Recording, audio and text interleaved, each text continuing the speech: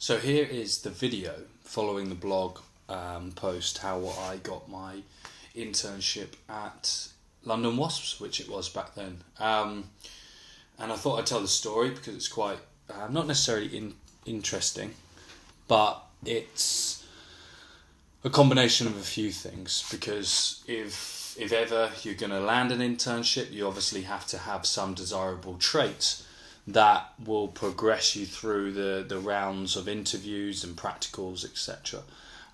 But then, as this industry is changing and becoming more competitive, there needs to be a certain element of luck or good fortune. So my story is that I'd been doing performing S&C coaching since probably, like, I broke my leg 10 years ago, and after that getting into sort of doing my own rehab and bits and pieces is where I sort of found the love of strength and conditioning. I just loved doing weights before, and then didn't actually really know that you could do it as a job for professional sports other than being a personal trainer.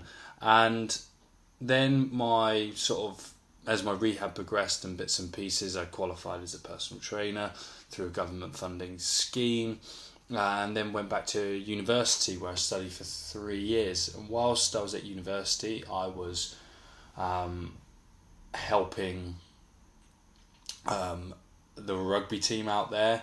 And I must mention that previous to that, when I first qualified as a personal trainer, I was asking my friends if I could train them. I trained my mum. My first session that I ever got paid for is I trained one of my friends for 3 sessions for £10. And then as soon as, that just kept building and building, and you've seen some of the videos of the gym that I've got in my parents' back garden, which I still use. And so I'd gone back to university, studied for 3 years, was helping out with a few people at the university in athletics and a wrestler and the rugby team. And then I finished university, and then it was try and get a job and try and get an internship, try and push my career further. And I'd applied for a couple of internships, and I went to an interview and didn't get them. It's pretty standard, you get rejected from these things. And then I was on Twitter one day, and Mike Gradango, which has been on my podcast now, posted about any strength and conditioning coaches in the UK. Let me know, because a great coach is coming to England. And I just tweeted him straight back and said, where is it? Who's this guy? I didn't even know who it was. But obviously, having seen, DeFranco's, and I bought the Strong DVD and bits and pieces, I'd seen Gradango, I knew he was coaching then, that I wanted to know. The guy had credibility to my eyes, and I wanted to know who he was. And so he put me in contact, and then a coach emailed me back. His name is James Smith, and I think a lot of people know who that is now. And he luckily was coaching 10 minutes from my house, and it was in the summer break. And I just emailed him and didn't really know what to expect. I just thought I'd show up and ask questions and take notes, and I thought there would be loads of people there, and there'd be some American guy in front of me. And it turned out to be completely the opposite. He was actually coaching a young rugby player living on site, and they converted their barn into a gym, and it was a pretty cool setup. And I went every day for 2 weeks, and within that time I had applied for an internship at Wasps, and I didn't know this at the time, but indirectly, Keir, who you all know as rugby strength coach, had actually been very instrumental in bringing James Smith to the UK.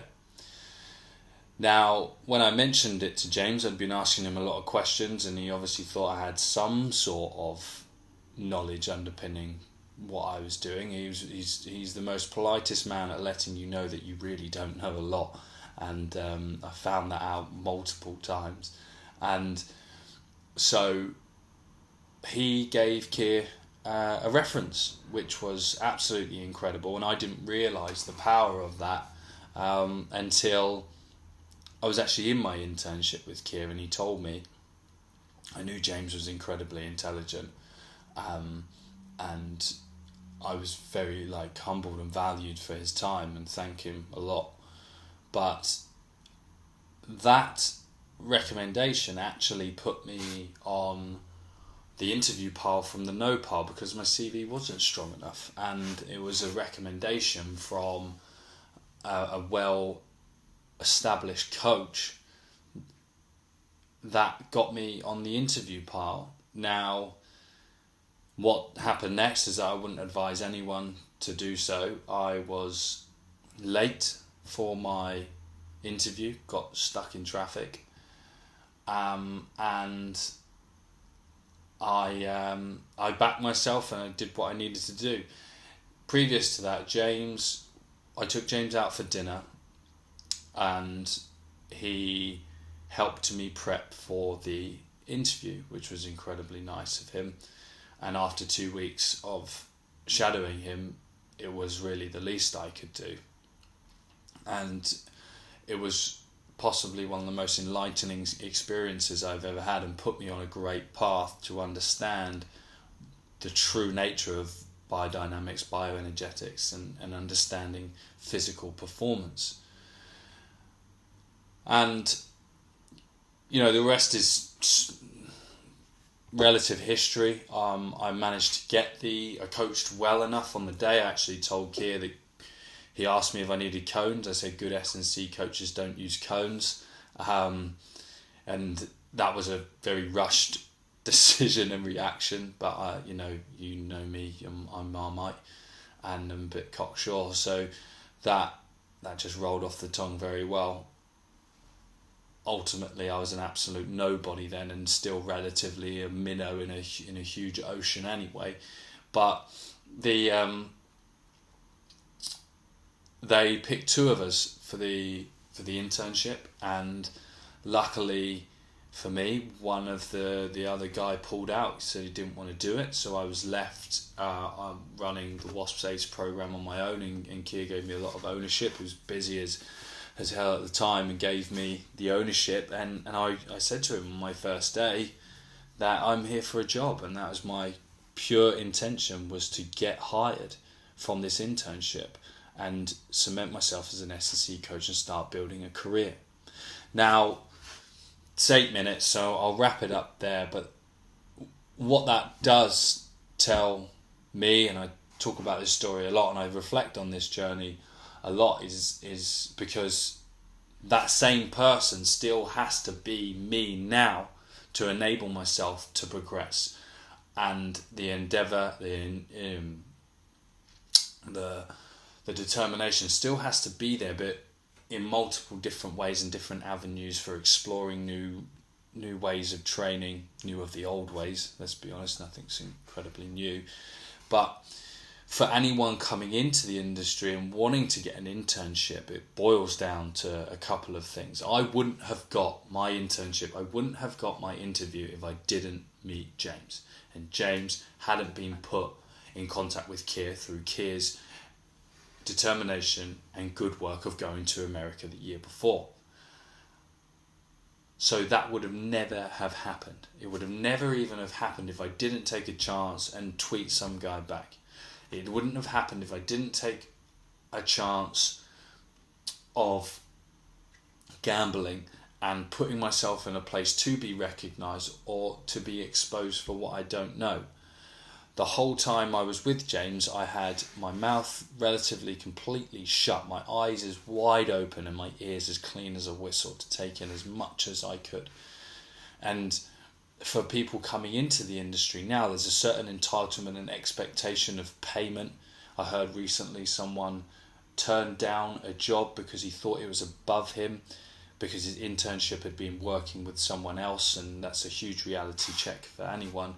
As soon as someone wants to pay you to work in a professional environment and you don't have a job, you snatch their hand off and you thank them every day for giving it to you. It's a competitive market. It's a competitive industry. It's a very lucky industry to be in. So take homes really as young S&Cs, aspiring S&C coaches. Number one, coach. Get out, coach people. Number two, go to seminars, go to do visits, try and create access somehow to speak to people. Don't just learn from books and bits and pieces. Be out there, be absorbing. 3, don't be a social retard, okay? Be likable, get people to know you, get your communication skills brushed up, practice talking to large audiences and managing different personality types. And also go everywhere willing to do what you have to do to get the job done. So hopefully that 11-minute story and a summation is good, useful advice for someone and you out there who's trying to get an internship in the field. They come round quite often. So good luck in your applications, good luck in your prospective futures, and remember, stay happy, stay humble, and a good bit of old-fashioned manners will get you along the way. Okay, thank you for checking out my video and checking out the website. I will speak to you soon.